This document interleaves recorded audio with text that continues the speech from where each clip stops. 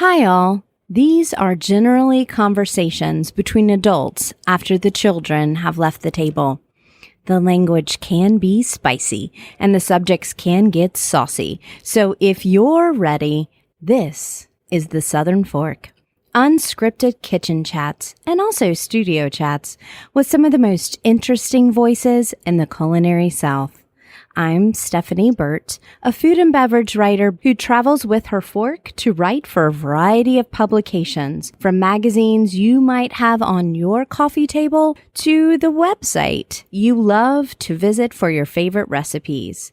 And I'm inviting you to come behind the scenes with me to get to know the people who make this Southern culinary landscape so special. I'm always hungry for the next bite, thirsty for that next sip, and ready for the next conversation. Let's dig in.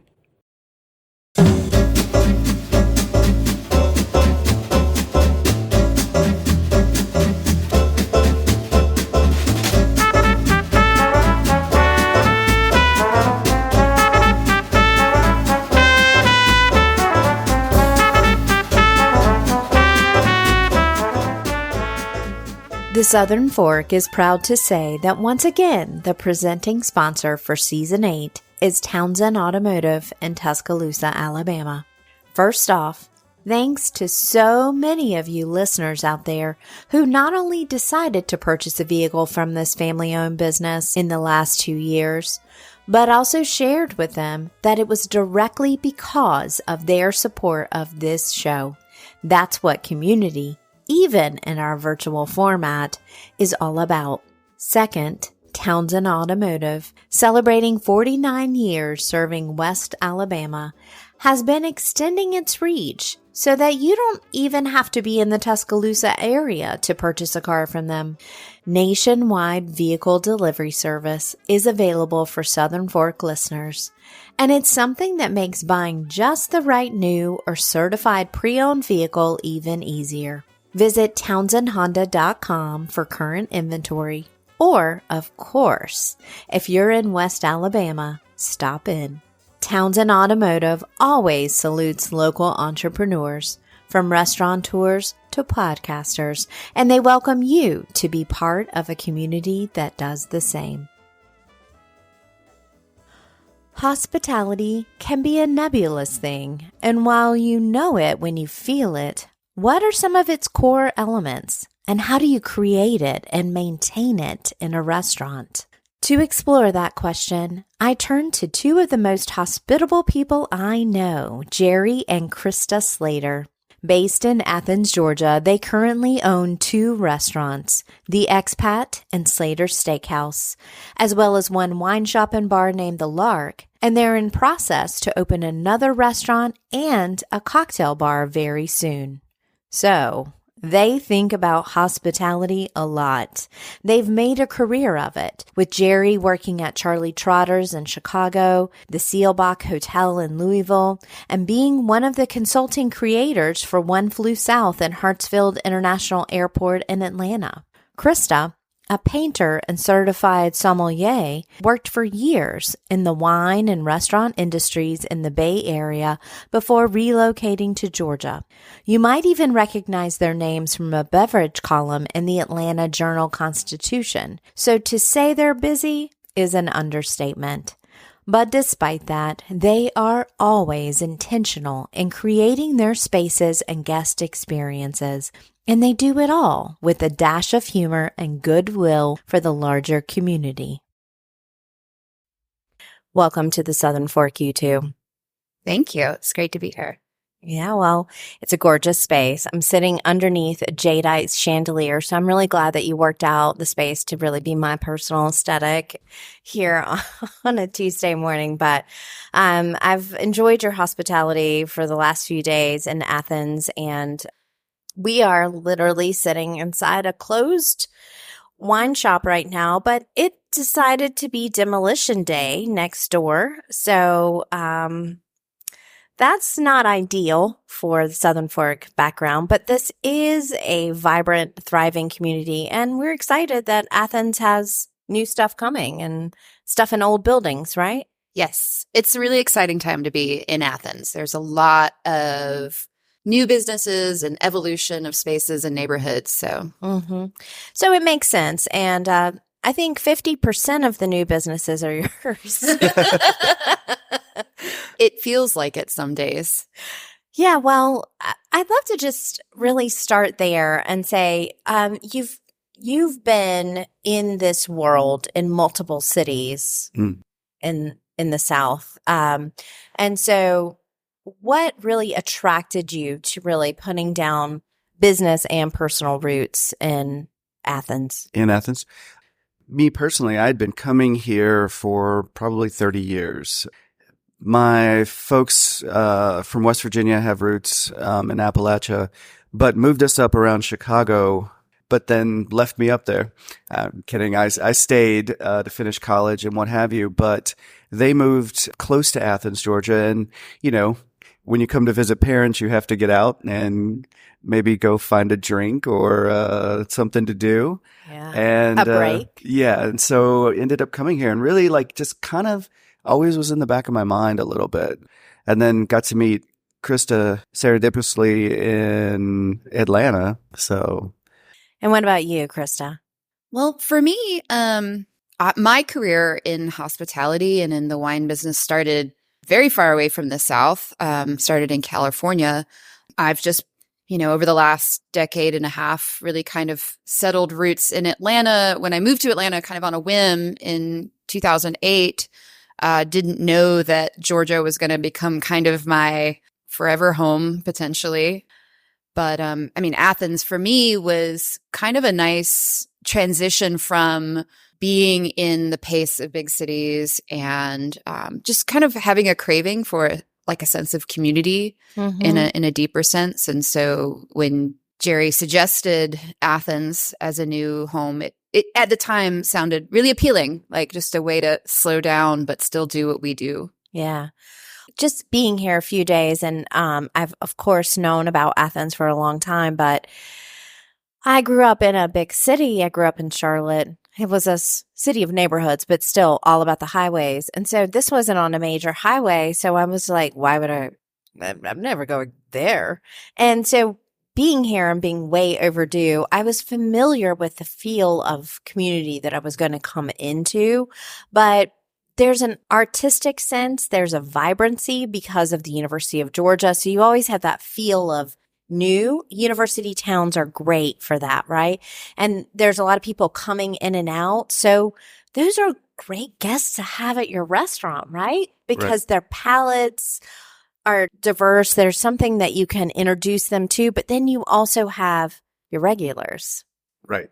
So when you're thinking of concepts, when you're thinking of menu items, when you're thinking of wines to carry in the store, are you thinking, what do I want to share with them or what will they buy? I know the answer to this, but I want to talk about that creatively. Because I think a lot of restaurateurs listen and they're in small towns in the South and there's a conflict between those two. Yeah, there can be. I think maybe start with the wine shop. We'll talk a little bit about the steakhouse as well, because I think that fits right in that question. Right. Sure. So with the Lark, first things first, I think it's a lot easier to share what you want to share in a space where you're not feeding people, because what we do here at the Lark is very niche. It is wine focused. We do have small snacks, but it's a small shop.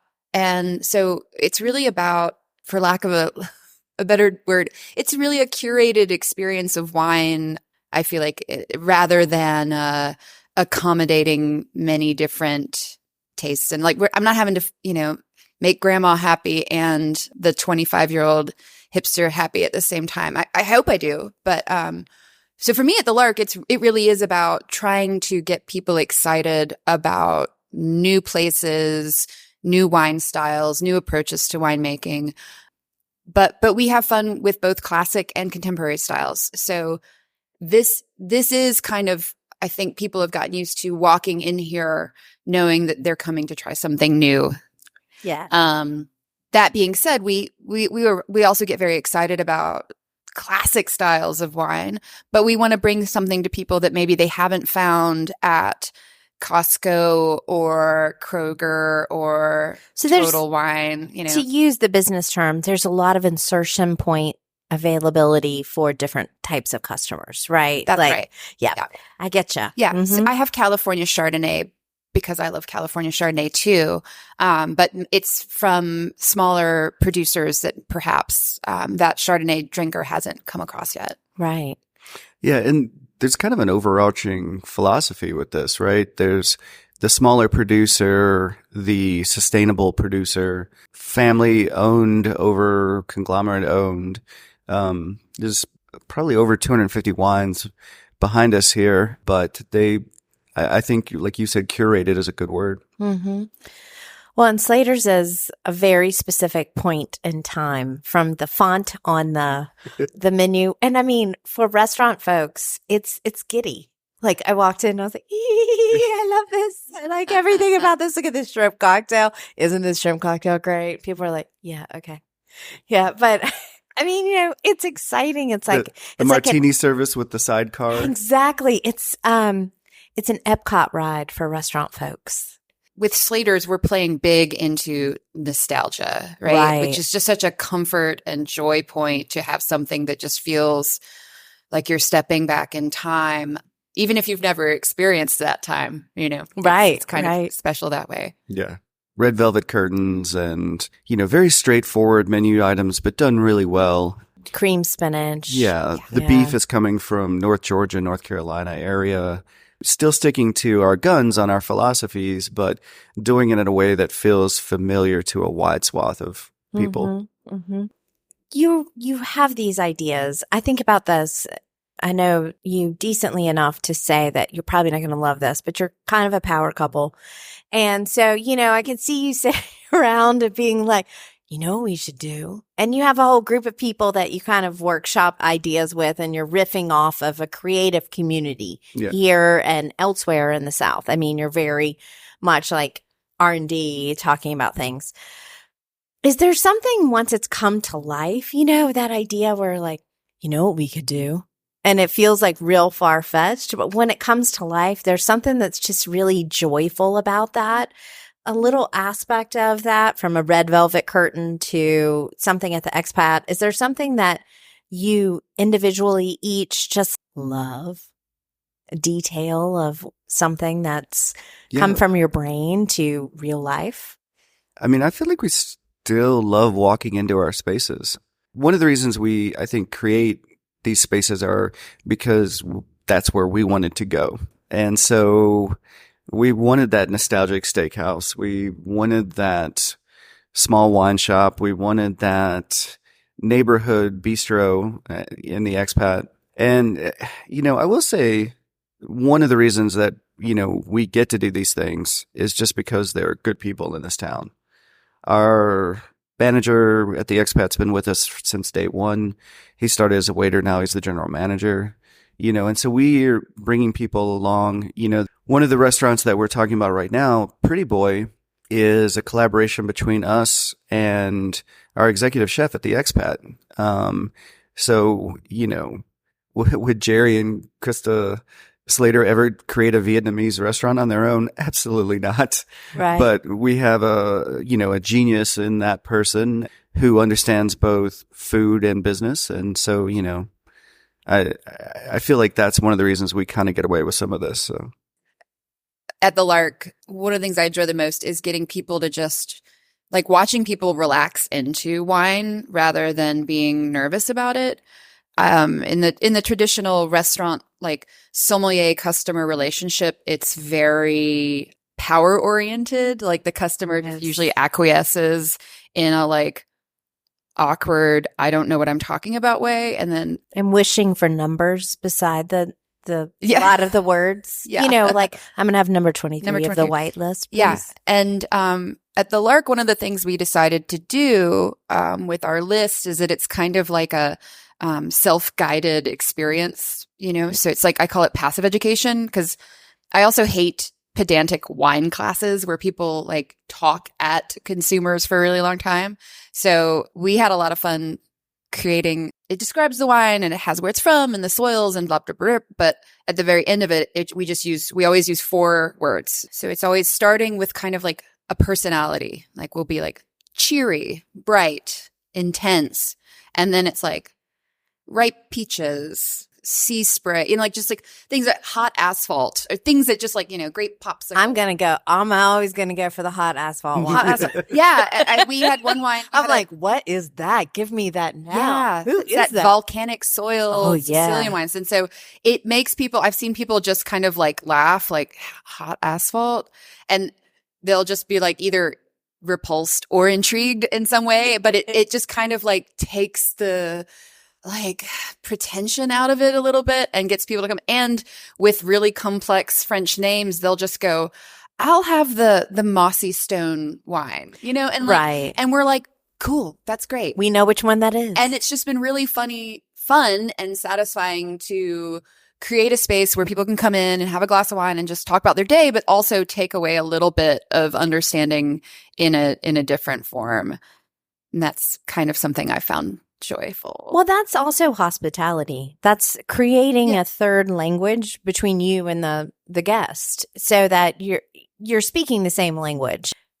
Hospitality is a fraught word in the South sometimes. My New York editors sometimes, we talk about hospitality and it leads, and tipping culture starts to get into it. And then it leads into this kind of dark place. But here in Athens, this is a vibrant artistic community. And you have chosen over and over again to stay in this world, despite what we hear from the other side with bad customers, with, 50% of restaurants failing, all of these horrible things, the pandemic, all of this stuff that we had to. What do you love about hospitality specifically, and how that is your space? That's the space that you inhabit and love and feel at home in. I think that it comes down to just finding joy in delighting people, even beyond their expectations. It's almost like a gotcha, but in a positive way, when we can like kind of predict people's needs or see the headspace a person comes into and taking on the challenge of changing that, I think that, speaking of fraught terms, like third space is kind of an overused but we need those category. But I think they're vital to like our mental well-being. And so I think that for my entire career, there's always been an element of being that place where you can leave behind the stress, you can leave behind the frustrations, and just be at peace. I grew up in Orlando, Florida as a kid, and I spent a lot of time at Disney in the 80s. And because my parents didn't have a babysitter, they just would leave us at Disney. And I think that maybe it kind of, rubbed off on me that, cause like, speaking of details, like Disney, it's complicated, but they think through every detail, and like the Easter egg, the little touch, the way the light fixture matches the theme of that ride, everywhere you go, there's somebody taking care of you, and that's magical. And anticipatory service is magical. If you haven't had that, and changing a space from a frantic space to going into Slater's the other night, and I drove from Columbia, South Carolina to Slater's essentially with a stopover at a festival. But for the most part, I was coming and I knew that I was coming to eat. So I was kind of like, because it takes some coordinating to get there. And then I sat down, and within that sidecar comes. It's not just the drink inside the martini glass, but you just realize this is an experience.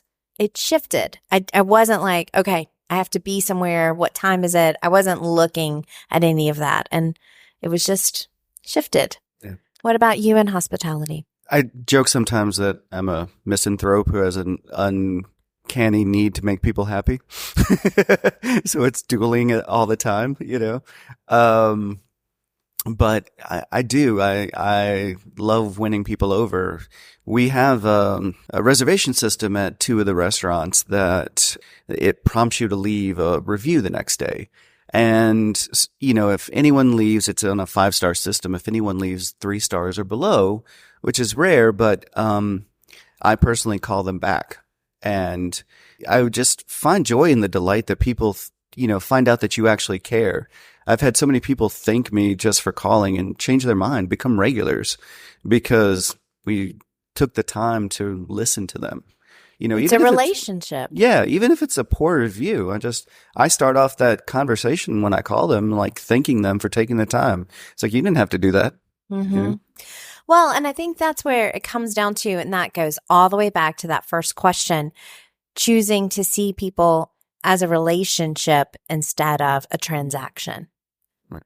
You are building community. You're building friends. You're building regulars, guests. You're working with people that you could just see as a slot filler in your executive chef restaurant because you own all this and they're filling in for you and this over here. But then you're building a relationship and that's growing your business, right? And now you're going to have a Vietnamese restaurant, and I have to come back like every month now or every few months now. Because I'm going to miss it in a few days. But also there's always going to be something new from the Slaters. And so I have to make sure I'm here. I hope not too many more new things. But that brings up a good point to me that it's not just the interaction with that guest, which is crucial. I mean, it's the interaction and engagement with people that work with us to see people develop and grow into their own within this industry, within this profession. I think I'm getting tired of calling it an industry. I think there's as much dignity and respect and success to be had in the profession of hospitality. And I think that we've taken it on kind of as a stubborn mission that people see it that way. It's not just an island of misfit toys that don't know what they want. It maybe was 20 years ago. Yeah. But we both, I made a very conscious decision to leave behind the academic world and come into this business. And it's not easy, but geez, accounting doesn't seem easy either. And accountants, where's the fun in that job? And at least we want you to do it though, because we can't. I can't. Oh gosh, it's Don't quit. We need you. It's like important people in my life. It's like Jerry, accountant, mom. Thanks, Mom. You're 3. Sorry, Mom. Lawyer than dad.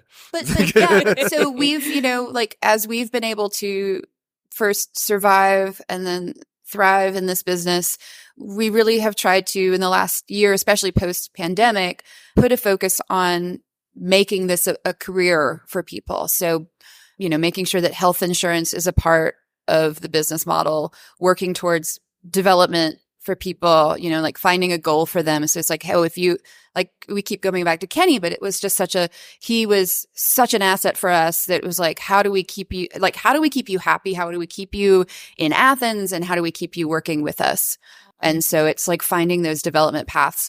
And I think that leads to all of those things lead to better hospitality. You have happy people that are well compensated for what they're doing and that they have a quality of life. They're going to stay. And then that hospitality raises and then everything thrives. Right. So it's a hive model instead of survival of the fittest. Yeah, we just added insurance to the company at the beginning of the year, and it feels a little bit like a game changer. And it's very expensive for both probably the individual, but also the company.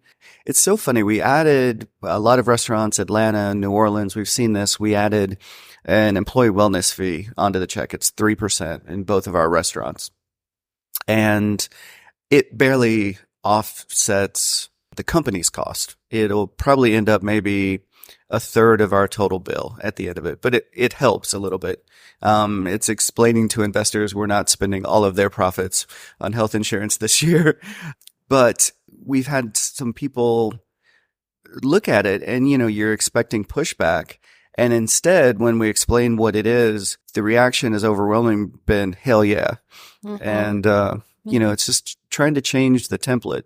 Yeah, changing that template. Well, we're sitting in the space, but as time clicks on, it's going to open and people are going to come in and you're going to have 400 things to do. So I know my time is limited. And I have to just ask, I know your brains don't turn off, but I need to know what's next. What is making you hungry?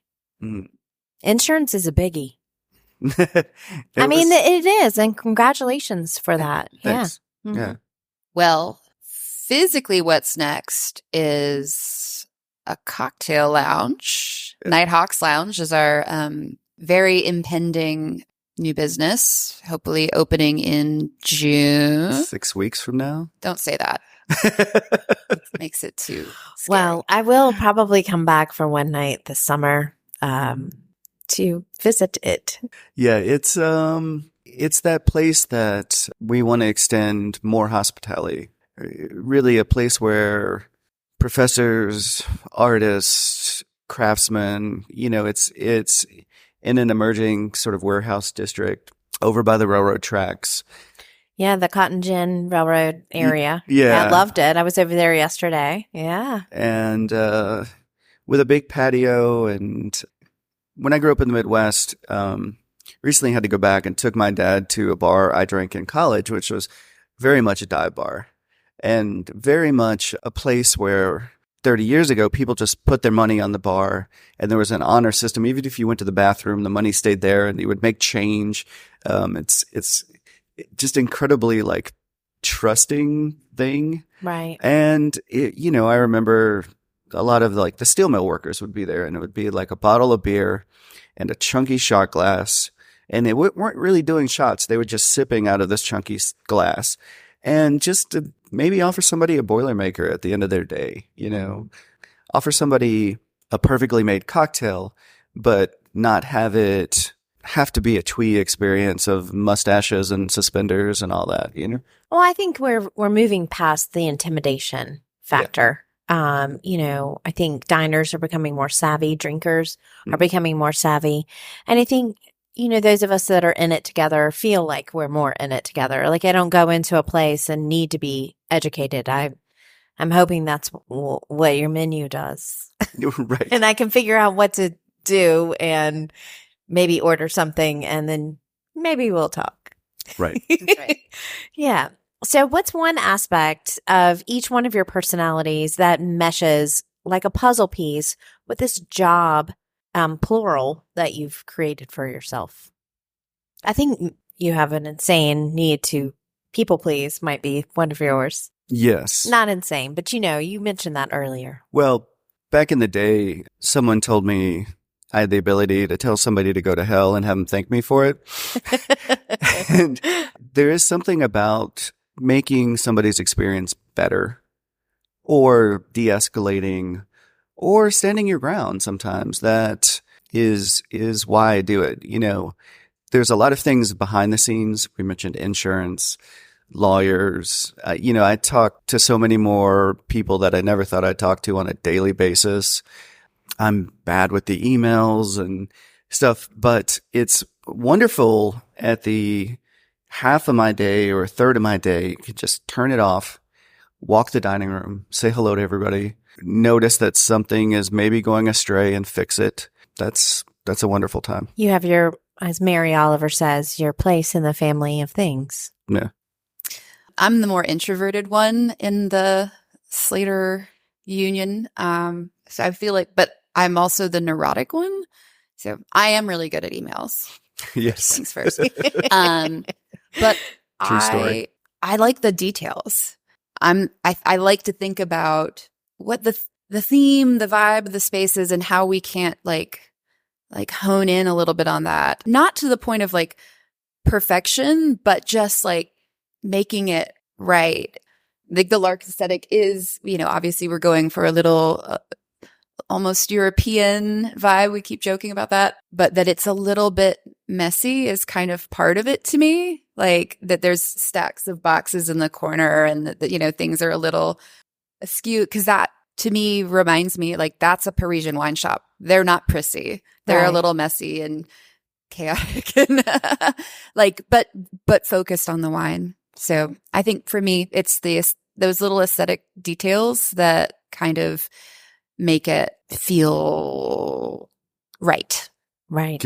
Can we tell you a quick story about Please. the truly almost European? We had a lovely review from a woman who had a great time. Her and her friend sat in this window. The windows were open. You can see this church across the street, this little mini cathedral almost. And I think it was about this time of the year, so the trees were, like just like they are today. Just leafing out, very green. Yeah. And she left a review. What exactly did it say? Oh, well, it was 5 stars. Just exclaiming how the wines were great, the food was great, the hospitality was great, blah, blah, blah, blah. It was such a wonderful time. It was a truly almost European experience. And I just had to laugh because I was like, was that a subtle dig? Like, not quite. Also, you can put that under the sign. Oh, it's on our t-shirts. It's in our now. t-shirts Yeah. now. Oh man, I need that t-shirt. Because I was like, you know what? She's right. I spent a lot of time in Europe and, have a lot of like family connections there. But I also joke, I'm like, but yeah, hospitality. I was like, if this was truly European, we'd be a lot less friendly to you. And, like some of those things that we just have fun with it because we're like, that is us in a nutshell. We are truly almost European here at the Lark. Take a backhanded compliment and turn it into a full compliment, Yeah, put it on a t-shirt. Yeah. That's great. That's right. 5 stars. Okay, 1 sentence each, quick fire. Something keeping you up at night. Anything. SBA loan paperwork. Did we do it right? Is it coming? Yeah. I mean, I think we're still at the end of the day businesses. And so numbers, money. Do we have enough money? Always are we, to be able to pay people? Do we have enough money to make this new project work the way we want to work? Yeah. Unfortunately, that's still a stressor. Yeah. Did somebody get greeted properly at the door in a timely fashion? Were they said goodnight to on the way out? Did we not miss any cues? Mm-hmm. Yeah. Things you can't control, but feel like you might be able to. Yeah. You can't be perfect. Yeah. But aspiration of perfection is a good thing at sometimes. All right. I am so thrilled. Second time chatting with Jerry on the mic. First time, both of you. And this is a question I reserved just for Southern Fork guests. It is my magic picnic basket question. So I used to ask about favorite death row meal. We all sit around and we talk about death row meal. And, something kept pinging me about that. And I realized I don't believe in the death row. I don't believe in the death penalty. So I'm going to change that question. So with this, I want to bring you some things that bring you life. So in this magic picnic basket and with it, I can time travel. I can go back and ask anybody to make one more bite of something you would love to taste. I can cook a little bit and I can source for you. So I would love to put together something. It doesn't have to be like a organized picnic. Since you build lives and businesses together, I think you should make a picnic basket together. And so what are a couple things that I can put in that basket for you? Well, we would need a bottle of champagne for Krista. That's right. I'm not embarrassed. I unabashedly love the things I love. But for me, like, they're not high art. I really like gummy candies. So like Swedish Fish, Gummy Bear, Sour Patch Kids. I love that. And I also love popcorn. Like, I don't know. Those are the things. So we're going to the I'm going to the movie counter. We're going to the movies, but without the movie. I get a little like impatient watching movies, but I will go so that I can eat popcorn and gummy bears. Yeah. That's not a magical answer. I'm sorry. No, that sounds really magical with champagne, to be frank. I mean, like, it sounds really good. Just champagne and popcorn. Champagne and popcorn. I will be happy. That brings me life. I feel bad. My head went the opposite way. Like I worked for Charlie Trotter back in 2000, 2001. And just the kind of ingredients that came in that back door and the combinations that him and Matthias Mergis and sous chef David, it's like things that they were doing were really cool. And so just think about a dish that was just a perfectly poached oyster, a little bit of crispy pigtail in a combination together. I would like to travel back in time and eat something like that again. That sounds great. See, and maybe that's the balance we need. If we both went high art, it would be really boring. Picnic. Yeah.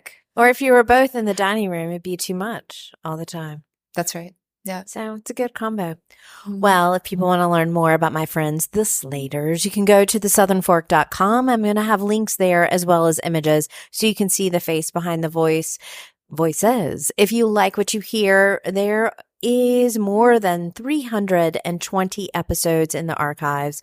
So if you're doing a road trip, if you're cooking dinner, if you're deciding to put your earbuds in and vacuum the house, I can be right there with you. These are all less than 45-minute interviews, but I really want you to get to know the people behind some of the best culinary spaces in the South. And these are two of the best. So thank you for taking the time to chat with me. Oh, thanks for being here. So much fun. Thank you. Hello and welcome to Talking with My Mouth Full. Just want to give you a little bit of behind the scenes there. I mentioned that I'd had Jerry on the mic before. I recorded an episode with him talking about the Southern Foodways Alliance cocktail book, and I will put that link to that episode in the dedicated episode page that you'll be able to find on thesouthernfork.com.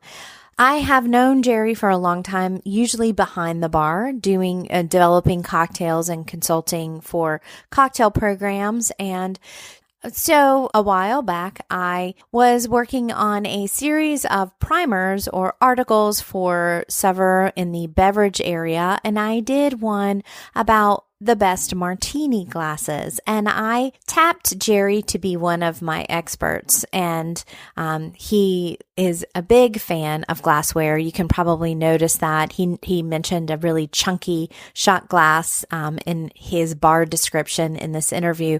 So he is very, very honed in on details of glassware like that. During that conversation, we were talking about martinis because I know he has very strong feelings about martinis and martini glasses, which is why I called him, of course. And he mentioned that they were going to be opening a steakhouse, Slater's. And he was really, really looking at the martini glasses and the martini service there. And in that conversation on the phone, working on an article, I thought, I've got to go. I've got to go to Slater's when it opens because those of you that know me know I do like a cool, crisp gin martini up with a twist, and Jerry knows that as well. And so I knew what I was going to order as soon as I walked into Slater's, and of course, that's exactly what I did.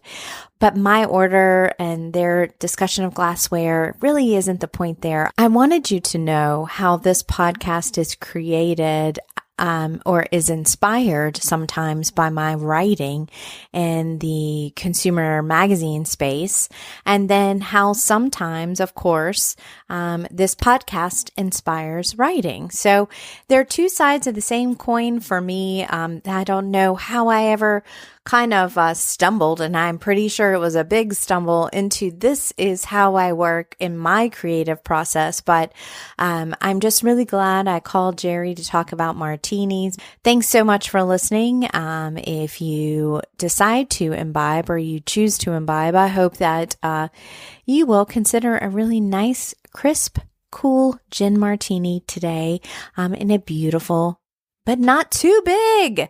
Read that article. It'll also be linked. Not too big martini glass. Thanks so much. I'll be right here next time.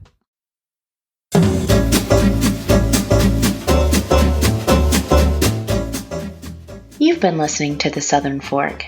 I can't wait to bring you more culinary conversations, but in the meantime, I have one question. Are you gonna eat all that?